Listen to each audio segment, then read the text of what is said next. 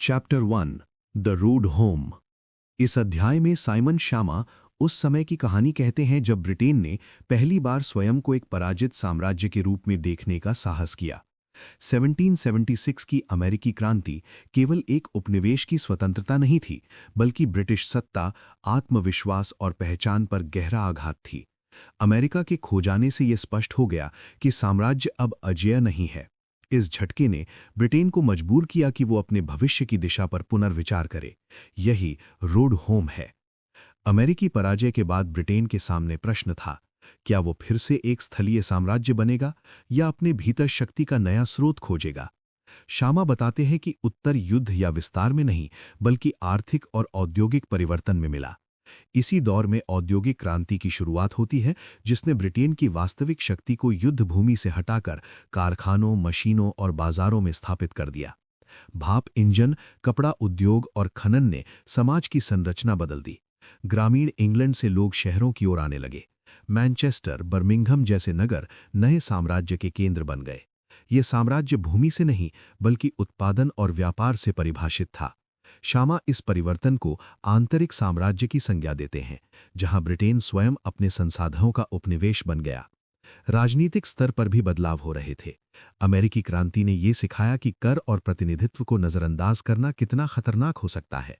इसलिए ब्रिटेन ने घरेलू सुधारों पर ध्यान देना शुरू किया।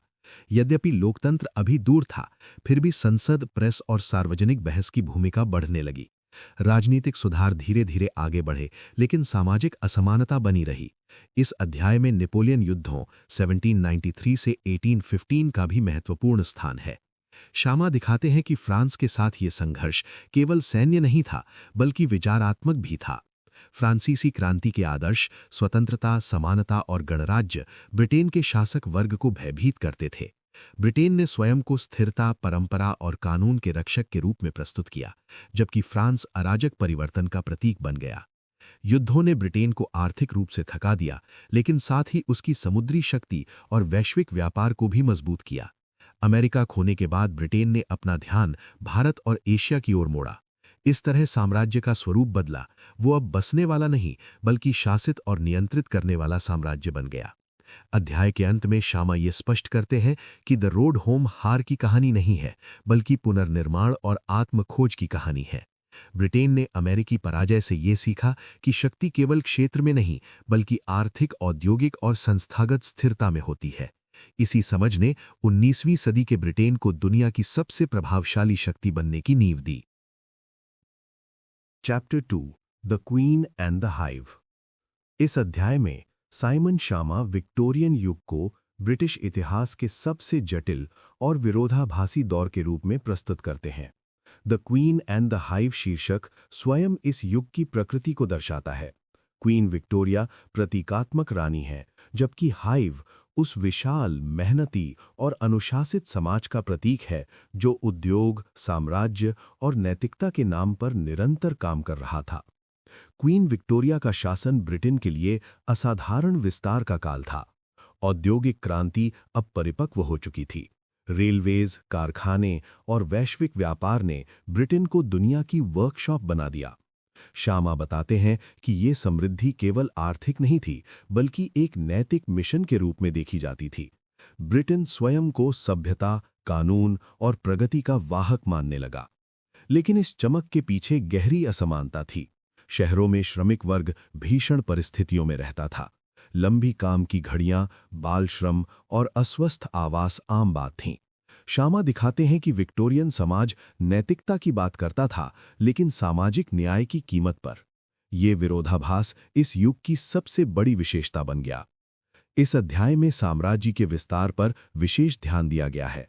भारत, अफ्रीका और एशिया में ब्रिटिश शासन केवल व्यापारिक हितों तक सीमित नहीं रहा, बल्कि राजनीतिक और सांस्कृतिक नियंत्रण में बदल गया।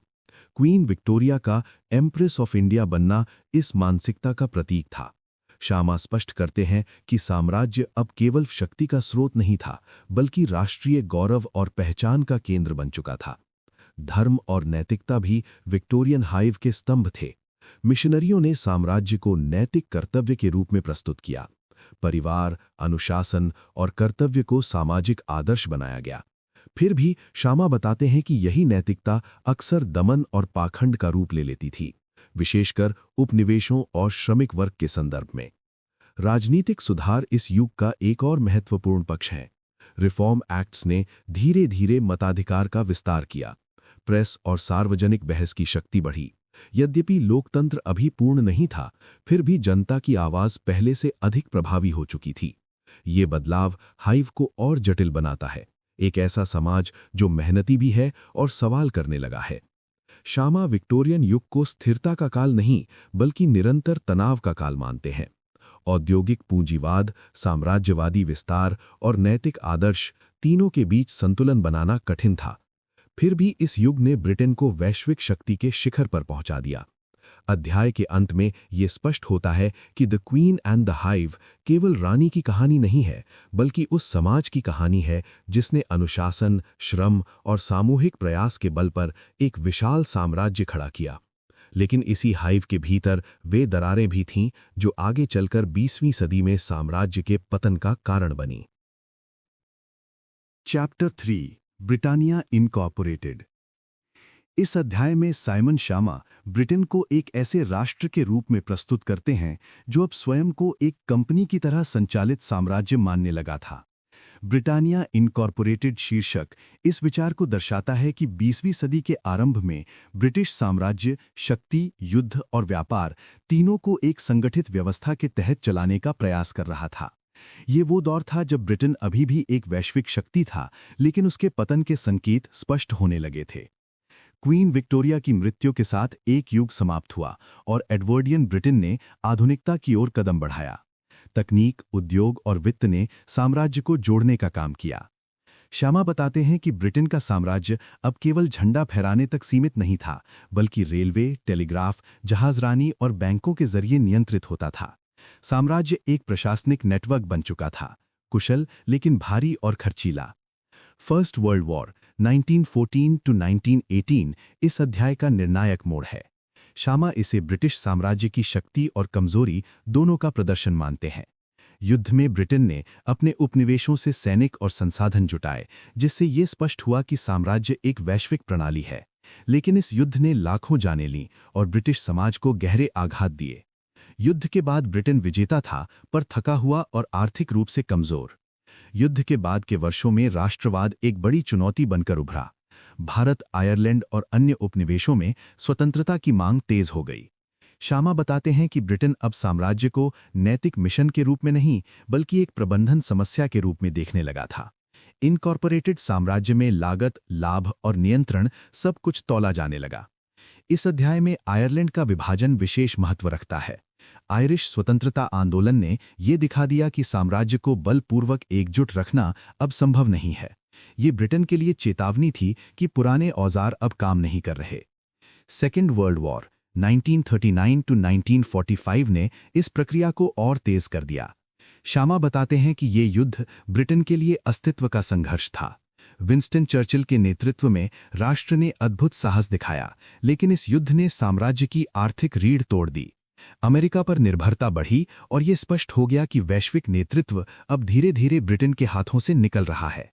युद्ध के दौरान और बाद में ये भावना मजबूत हुई कि यदि जनता से बलिदान मांगा जा रहा है तो उन्हें सुरक्षा और अधिकार भी मिलनी चाहिए। यही विचार आगे चलकर वेलफेयर स्टेट और सामाजिक सुधारों की नींव बना। साम्राज्य अब जनता के लिए गौरव से अधिक बोझ बनता जा रहा था। अध्याय के अंत में श्यामा निष्कर्ष निकालते हैं कि ब्रिटानिया इनकॉर्पोरेटेड उस क्षण का चित्रण है जब ब्रिटेन ने स्वयं को एक संगठित, प्रबंधित शक्ति के रूप में बनाए रखने की पूरी कोशिश की, लेकिन इतिहास की धारा उसके विपरीत बह रही थी। 2 विश्व युद्धों, बढ़ते राष्ट्रवाद और आर्थिक दबावों ने ये स्पष्ट कर दिया कि साम्राज्य अब टिकाऊ नहीं है। ये अध्याय ब्रिटिश शक्ति के चरम और उसके पतन दोनों को एक साथ दिखाता है। Chapter 4 the body of the people. इस अध्याय में साइमन श्यामा ब्रिटेन के इतिहास के उस दौर को प्रस्तुत करते हैं जब साम्राज्य लगभग समाप्त हो चुका था और राष्ट्र को अपनी शक्ति का नया अर्थ खोजने की आवश्यकता थी। The body of the people शीर्षक इस परिवर्तन को दर्शाता है। अब शक्ति राजा, साम्राज्य या युद्ध में नहीं, बल्कि सामान्य जनता के जीवन, अधिकार और कल्याण में निहित थी। सेकेंड वर्ल्ड वॉर के बाद ब्रिटेन विजेता होने के बावजूद आर्थिक रूप से बेहद कमजोर था। युद्ध ने ये स्पष्ट कर दिया था कि राष्ट्र की रक्षा और पुनर्निर्माण जनता के बलिदान पर ही संभव हुआ है। इसी भावना से वेलफेयर स्टेट का जन्म हुआ। शामा बताते हैं कि नेशनल हेल्थ सर्विस यानी NHS की स्थापना केवल एक स्वास्थ्य योजना नहीं थी, बल्कि ये इस विचार का प्रतीक थी कि राज्य अब अपने नागरिकों के शरीर और जीवन की जिम्मेदारी ले रहा है। 1945 के बाद की सरकारों ने शिक्षा, आवास और सामाजिक सुरक्षा पर जोर दिया।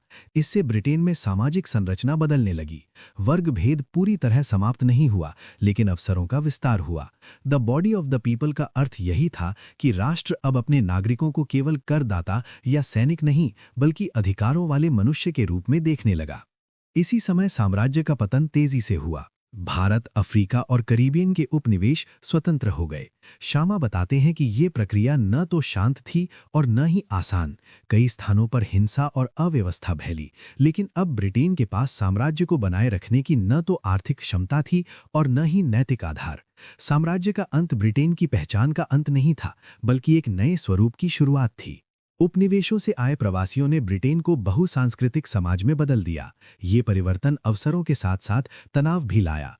नस्ल, पहचान और नागरिकता के प्रश्न सामने आए। शामा दिखाते हैं कि जनता का शरीर अब एक रूप नहीं रहा, वो विविध और बहुआयामी बन गया, जिसे समझना और स्वीकार करना ब्रिटेन के लिए चुनौती था।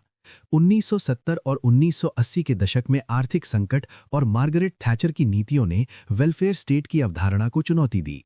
निजीकरण, बाजार आधारित अर्थव्यवस्था और यूनियनों के कमजोर होने से समाज में नए विभाजन उभरे। शामा इसे जनता और राज्य के रिश्ते में एक नए तनाव के रूप में देखते हैं। क्या राज्य को हर नागरिक की जिम्मेदारी लेनी चाहिए या व्यक्ति को स्वयं पर निर्भर होना चाहिए? कोल्ड वॉर के अंत और यूरोप के साथ बढ़ते संबंधों ने ब्रिटेन की भूमिका को फिर से परिभाषित किया। साम्राज्य के बिना ब्रिटेन अब एक मध्यम शक्ति था, लेकिन उसकी सांस्कृतिक, राजनीतिक और ऐतिहासिक प्रभावशीलता बनी रही। 20वीं सदी के अंत तक ब्रिटेन स्वयं को परंपरा और परिवर्तन के बीच संतुलित करने का प्रयास कर रहा था। अध्याय के अंत में शामा निष्कर्ष निकालते हैं कि the body of the people आधुनिक ब्रिटेन की आत्मा को दर्शाता है। ये वो राष्ट्र है जिसने साम्राज्य खोया लेकिन नागरिक अधिकार पाए, जिसने वैश्विक प्रभुत्व छोड़ा लेकिन मानव कल्याण को केंद्र में रखा। ये अध्याय दिखाता है कि ब्रिटिश इतिहास का अंतिम लक्ष्य शक्ति नहीं, बल्कि जनता की गरिमा और जीवन की गुणवत्ता है। दोस्तों, इस ऑडियो बुक सुनने के लिए धन्यवाद। मिलते हैं और नई रोचक और रसप्रद किताब के साथ। और हाँ, हमारी चैनल को लाइक, शेयर और सब्सक्राइब करना ना भूलें।